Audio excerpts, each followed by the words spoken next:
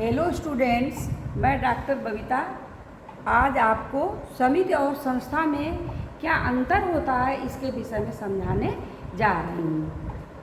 तो समिति जो है, पहला दोनों में अंतर बताने के लिए हमको पहला पॉइंट ये है कि व्यक्तियों का संगठित समूह। समिति एक ऐसा व्यक्तियों का संगठन है जिसमें किसी स्वार्थ की या लक्ष्य की पूर्ति के लिए कार्य करते हैं और लक्ष्य पूर्ति के बाद इसका समापन हो जाता है। जबकि संस्था है, नियमों, विधि विधानों और कार्यप्रणालियों की एक व्यवस्था होती है। संस्था क्या है? नियमों और विधि विधानों और कार्यप्रणालियों की एक व्यवस्था है जिसके अंतर्गत कार्य निरंतर होता रहता है।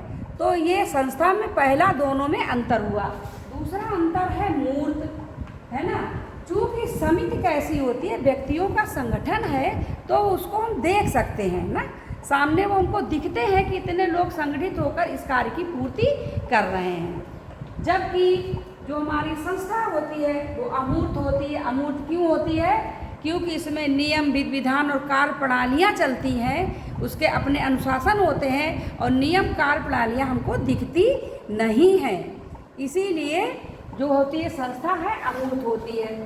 तीसरा अंतर ये स्थापित करना, चूँकि किसी निश्चित उद्देश्य या लक्ष्य की पूर्ति के लिए अपने कल्याण हेतु संस्था जो समिति है उसका स्वयं स्थापना समिति की स्वयं स्थापना की जाती है, जिससे उस कार्य को वो संपन्न कर सकें। और जबकि संस्था होती है, इसका स्वतः विकास निरंतर धीरे धीरे होता चला जाता है। तो ये तीसरा अंतर है। चौथा अंतर है अस्थाई।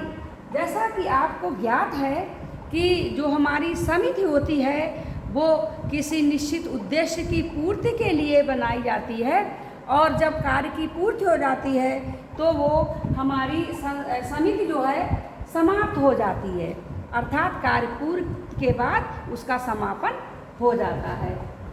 जबकि संस्था जो होती है वो स्थायी होती है और निरंतर पीढ़ी दर पीढ़ी हस्तांतरित होती रहती है। एक पीढ़ी उसका लाभ उठाते हैं, उसके बाद अगली पीढ़ी के भी, उसके बाद अगली पीढ़ी के। जैसे हमारे उदाहरण के लिए, एग्जाम्पल के लिए जो विद्यालय हैं, है ना, उसमें पीढ़ी दर पीढ़ी बच्चे निरंतर अध्ययन करते रहते हैं।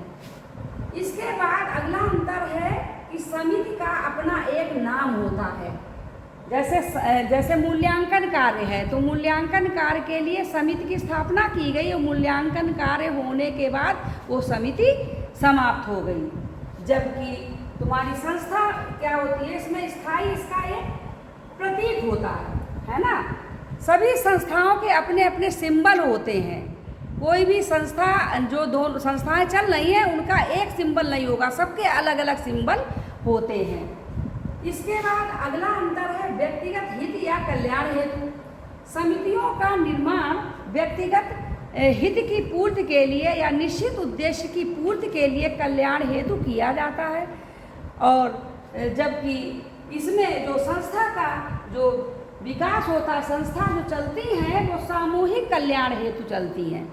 संस्था जब भी बनेगी तो वो सामूहिक कल्याण, वो सार्वजनिक कल्याण हेतु बनती है ना। उसमें जैसे विद्यालय बना तो उस क्षेत्र के सभी विद्यार्थियों ने उसका लाभ उठाया, तो ये कैसा हो गया? सामूहिक कल्याण हेतु हो गया। इसके बाद अगला अंतर आता है नियंत्रण शक्ति शिथिल या कमजोर। समितियां जो बनती हैं उनकी नियंत्रण शक्ति जो है बहुत कठोर, उसके नियम और कानून बहुत कठोर नहीं बनाए जाते हैं, है ना। वो शिथिल होते हैं, अर्थात नियम अपनी सुविधा के अनुसार बदल भी सकते हैं, चेंज भी कर सकते हैं। जबकि जो हमारी संस्था होती है उसमें उसकी नियंत्रण शक्ति अधिक होती है, अर्थात उसमें रूल्स होंगे, रेगुलेशंस होंगे। बिना रूल्स और रेगुलेशंस के कोई संस्थाएं नहीं चल सकती हैं, है ना। अनुशासन भी होगा, टाइमिंग भी होगी। तो संस्थाएं तो आप जानते हैं कि उसमें रूल्स और रेगुलेशंस होना निश्चित है। इसके बाद अगला अंतर आता है हस्तांतरित न होना। जैसा कि आपको ज्ञात है कि समितियां जब बनती हैं तो उद्देश्य और लक्ष्य की पूर्ति के बाद समितियों का समापन कर दिया जाता है ना। तो ये जो है कैसी होती है कि हस्तांतरित न होना, अर्थात निरंतर नहीं चलती रहती हैं, कार्य की पूर्ति के बाद समापन हो जाता है इनका। और जबकि हमारी संस्था है एक पीढ़ी से दूसरी पीढ़ी को हस्तांतरण होती रहती है। संस्था कोई भी बनती है तो पीढ़ी दर पीढ़ी चलती रहती है ना, पीढ़ियों दर पीढ़ी चलती रहती है। जैसे कोई हमारी परंपराएं हैं जिस प्रकार से पीढ़ी दर पीढ़ी चलती रहती हैं, एक पीढ़ी से दूसरी पीढ़ी से तीसरी पीढ़ी, इस तरीके से परंपराएं हमेशा चलती रहती हैं। इसी प्रकार से संस्थाएं भी पीढ़ी दर पीढ़ी हस्तांतरित होती रहती हैं। इसके बाद अगला अंतर है, मनुष्य समितियों के सदस्य होते हैं। समितियां कैसी होती हैं?